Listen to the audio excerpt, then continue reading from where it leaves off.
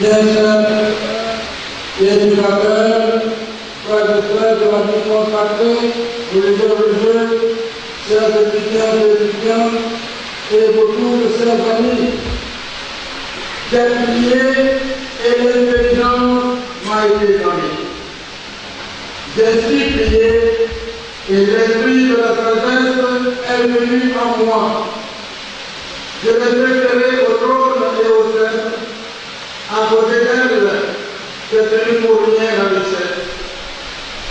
Oui, comment quelqu'un, frère pécheur, a prié et l'intelligence lui a été donnée à profusion. Il a su prier et l'esprit de la sagesse, cette capacité de goûter de bien bon, juste, droit et beau, est venue en lui. Il a contemplé et livré abondamment et adéquatement aux autres le fruit précieux de sa contemplation.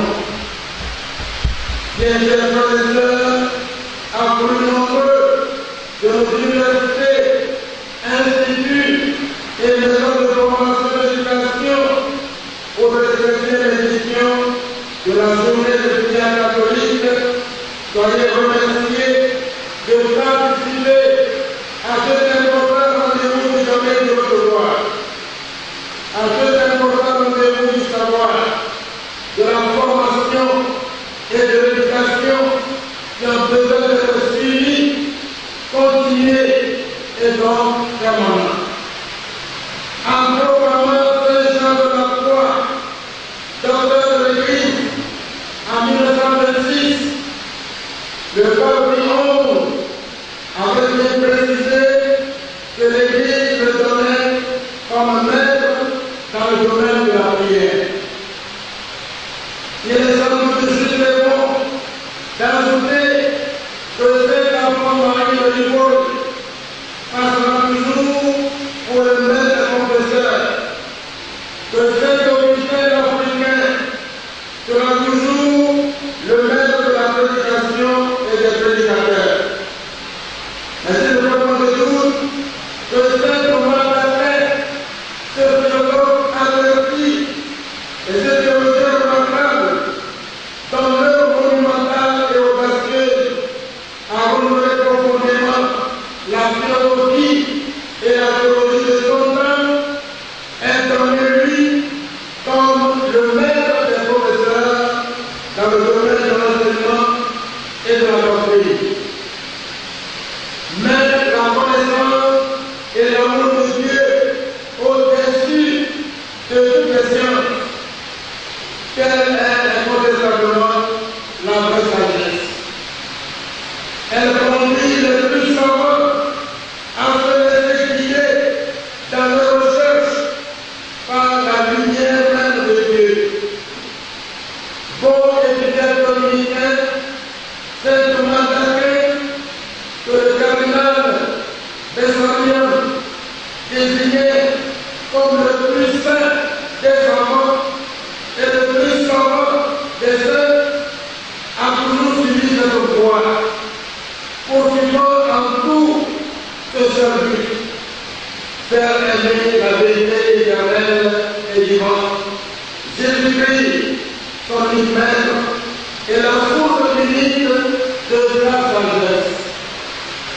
À cause de cela, il était doué d'un tel génie, d'une telle perspicacité, qu'il répétait les leçons avec plus de lucidité, de profondeur, d'élévation que les maîtres les avaient exposées.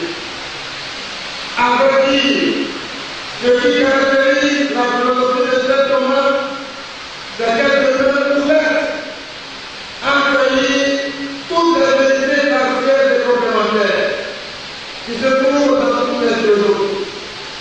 Pour ce que le génie humain, à travers les siècles, a pu reconnaître de vrai, d'où que cela vienne et où que cela se trouve. Exactement comme le deuxième concile du Vatican a affirmé que l'Église est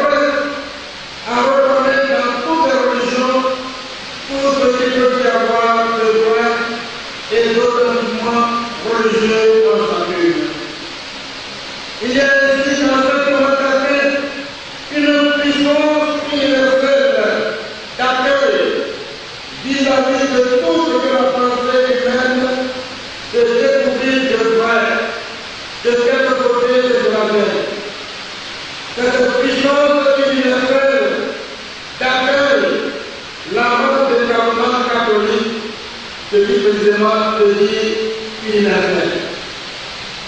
En fait, une fidélité authentique à Saint Thomas, elle dit que nous déterminions à être ouverts à tout rapport de vérité des recherches théologiques qui sont fixées depuis longtemps et surtout à tous les progrès convenables en tous ordres de sciences, en tous ordres de sciences diverses et variées. C'est dire que notre Église recommande la philosophie et la théologie de Saint Thomas, elle les recommande comme une lumière et comme un phare qui doit éclairer de ce développement, intégrant tout l'apport des progrès de la pensée humaine en tous ordres. Celui que nous appelons le docteur Angélique a beaucoup réfléchi, beaucoup enseigné et écrit. Mais d'ici le conscient et conséquent de Jésus-Christ, il s'est soumis à une autre discipline pour accéder à la pure lumière. Il a pratiqué les vertus chrétiennes, l'humilité, l'obéissance, l'ascèse et la discrétion. Grâce à Dieu, reconnaissez-vous tranquillement, jamais ma science, ni mon titre de docteur, ni aucun système universitaire n'a fait naître en moi un sentiment de vergogne, capable de détrôner dans mon âme la vertu d'humilité. Si parfois un mouvement de lumière en moi entre dans la raison, celle-ci est survenue aussitôt pour le réprimer. Un jour, il faisait la lecture pour le voir. Le professeur les envie pour lui demander de reprendre la prononciation d'un mot qu'il aurait fait incorrectement. Alors que le correcteur lui-même se trompait encore. Thomas reprit calmement la lecture dont la prononciation exigée. Interpellé à la révélation, donc à la cause, après le repas, il dit observer que ce qui importe, ce n'est pas de prononcer un mot de l'une ou l'autre façon. C'est très religieux de pratiquer l'obéissance et l'humilité. Quelle finalité que ça se passe? Que dire de la vie naturelle de Frère Thomas? Il a inévitablement mené une intense vie naturelle par laquelle il a été plongé constamment dans la prière, la méditation et la contemplation. Une âme qui ne vit pas, disait-il, ne fait aucun progrès dans la vertu, et un religieux sans raison est un soldat sans armes. Quiconque acquis à la perfection doit peut-être ne pas avancer, s'adonner fortement et sérieusement à l'oraison.